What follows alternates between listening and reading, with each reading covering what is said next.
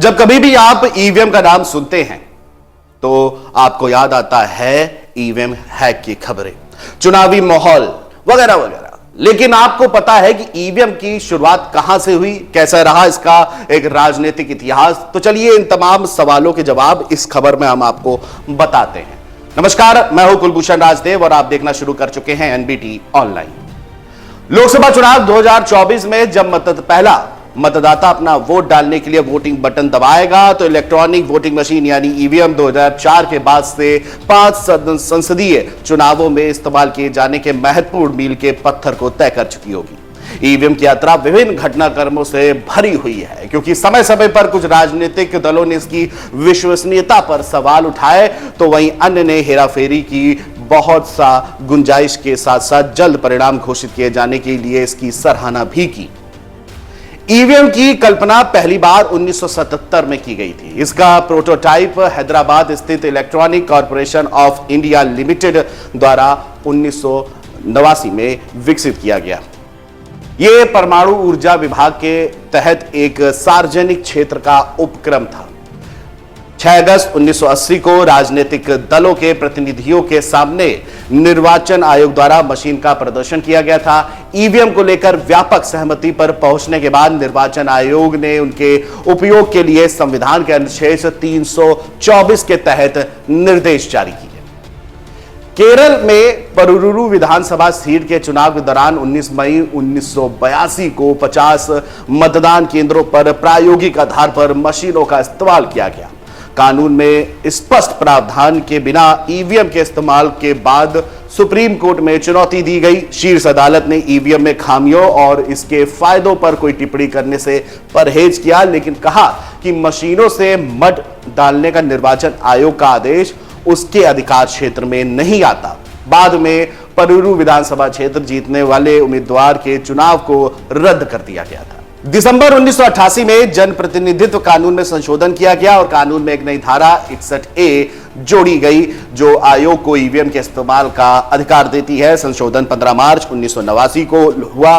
Bharat electronic limited BEL Bengaluru ने EVM का prototype प्रदर्शित करने के बाद ईवीएम के निर्माण के लिए ECIL के साथ साझेदारी की। इसके बाद 1990 में दिनेश गोस्वामी की अध्यक्षता में चुनाव सुधार समिति का गठन किया गया, जिसमें कई राष्ट्रीय और राज्य स्तरीय दलों के प्रतिनिधि शामिल थे। समिति ने तकनीकी विशेषज्ञों की एक टीम द्वारा ईवीएम की जांच की सिफारिश की। विशेषज्ञ समिति ने सर्वसम्मति से बिना किसी देरी के ईवीएम के उपयोग की सिफारिश की और इसे तकनीकी रूप से मजबूत और सुरक्षित और पारदर्शी करार दिया। भारतीय चुनाव आयोजित करने के लिए ईवीएम के उपयोग पर साल 1998 में एक आम सहमति बनी थी और उनका उपयोग मध्य प्रदेश, राजस्थान और दिल्ली के 16 विधानसभा क्षेत्रों में किया गया था। ईवीएम का उपयोग 1999 में 46 संसदीय निर्वाचन क्षेत्रों तक बढ़ाया गया और फरवरी 2000 में हरियाणा चुनावों में 45 विधानसभा सीटों पर मशीनों का उपयोग किया गया। इसके बाद सभी विधानसभा चुनावों में ईवीएम का इस्तेमाल किया जाने लगा।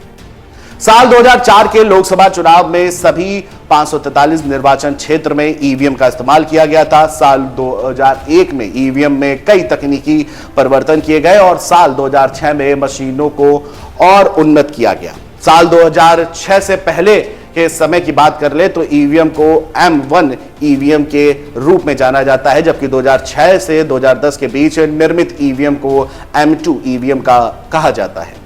साल 2013 से निर्मित नवीनतम नई पीढ़ी की ईवीएम को M3 ईवीएम का नाम दिया गया। चुनाव की प्रक्रिया में पारदर्शिता और सत्यापन में सुधार के लिए वोटर वेरिफिकेशन और वेरिएबल्स पेपर ऑडिट ट्रेल यानी VVPAT मशीनों के उपयोग को शुरू करने के लिए 2013 में चुनाव नियम 1961 में संशोधन किया गया था। इसका इस्तेमाल पहली बार नागालैंड के नोकसेन विधानसभा सीट के लिए हुए उपचुनाव में किया गया था। एक ईवीएम के से कम एक बैलेट यूनिट, एक कंट्रोल यूनिट और एक वीवीपैट होता है। ईवीएम की संभावित लागत तकरीबन 8,000 रुपए प्रति बैलेट यूनिट, 9,800 रुपए प्रति कंट्रोल यूनिट, 16,000 रुपए प्रति वीवीपैट शामिल है। साल 2019 के बाद से प्रत्येक निर्वाचन क्षेत्र में बगैर किसी नियत क्रम में चुने गए 5 मतदान केंद्रों से पैट पर्चियों का मिलान अधिक पारदर्शिता के लिए ईवीएम गणना के साथ किया जाता है। चुनाव आयोग के अनुसार अब तक कोई गलत मिलान नहीं हुआ है। विपक्षी गठबंधन इंडिया में शामिल दल सहित कई विपक्षी दलों ने ईवीएम की विश्वसनीयता पर सवाल उठाए और मांग की कि अधिक पारदर्शिता के लिए सभी निर्वाचन क्षेत्रों में पर्चियों का मिलान ईवीएम गिनती के साथ किया जाना चाहिए। कांग्रेस नेता राहुल गांधी ने एक बार ईवीएम को मोदी वोटिंग मशीन कहा था, जबकि उत्तर प्रदेश की पूर्व मुख्यमंत्री और बहुजन समाज पार्टी की नेता मायावती की मांग है कि मतपत्र प्रणाली फिर से शुरू की जाए। हालांकि सरकार ने स्पष्ट कहा है कि मतपत्र प्रणाली को फिर से शुरू करने का कोई प्रस्ताव नहीं है।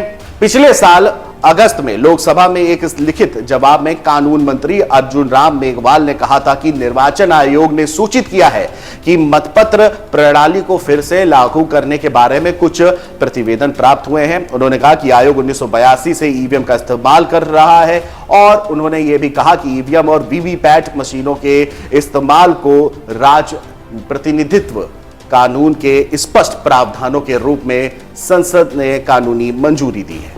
ईवीएम को लेकर के विपक्षी दलों द्वारा जताई गई चिंताओं पर मुख्य चुनाव आयुक्त राजीव कुमार ने हाल ही में कहा था कि राजनीतिक दलों को राजी करने की जिम्मेदारी निर्वाचन आयोग की है। उन्होंने यह भी कहा कि सालों से ईवीएम ने उन सभी के पक्ष में परिणाम दिए हैं जिन्होंने इसकी विश्वसनीयता पर चिंता जताई है। पिछले संसदीय चुनाव के दौरान मुख्य निर्वाचन आयुक्त रहे सुनील अरोड़ा ने अफसोस जताया कि चुनाव में हार झेल रहे दलों द्वारा ईवीएम को फुटबॉल की तरह इस्तेमाल किया जा रहा है। उन्होंने कहा कि ईवीएम में से छेड़छाड़ संभव ही नहीं है। जहां तक षड्यंत्र और हेराफेरी की आशंकाओं का संबंध है वह निश्चित रूप से त्रुटि रहित है, लेकिन तकनीकी खामी संभव है, जैसा कि किसी अन्य उपकरण के मामले में होता है। उन्होंने कहा कि उन्हें तुरंत ठीक कर दिया जाता है। दिलचस्प बात तो यह है कि ईवीएम प्रत्यक्ष चुनावों में वोटों के एग्रीमेंट के रूप में काम करती है। राष्ट्रपति और राज्यसभा चुनाव जैसी अनुपातिक प्रतिनिधित्व प्रणाली में इसका उपयोग नहीं होता है। तो ये हमने आपको कोशिश करी ईवीएम का इतिहास बताने की, कब से इसकी शुरुआत हुई, कैसे कैसे इसको चरणबद्ध तरीके से इसके सामने दिक्कतें आई, इसकी विश्वसनीयता पर सवाल उठा, लेकिन अंततः अब जब 2024 में पहला मतदाता ईवीएम का बटन दबाएगा तो ईवीएम अपना 5 संसदीय चुनावों का जो सफरनामा है वो तय कर चुकी है। फिलहाल अभी के लिए इतना ही। देश दुनिया की तमाम बड़ी खबरों के लिए जुड़े रहिए नवभारत टाइम्स के साथ। नमस्कार।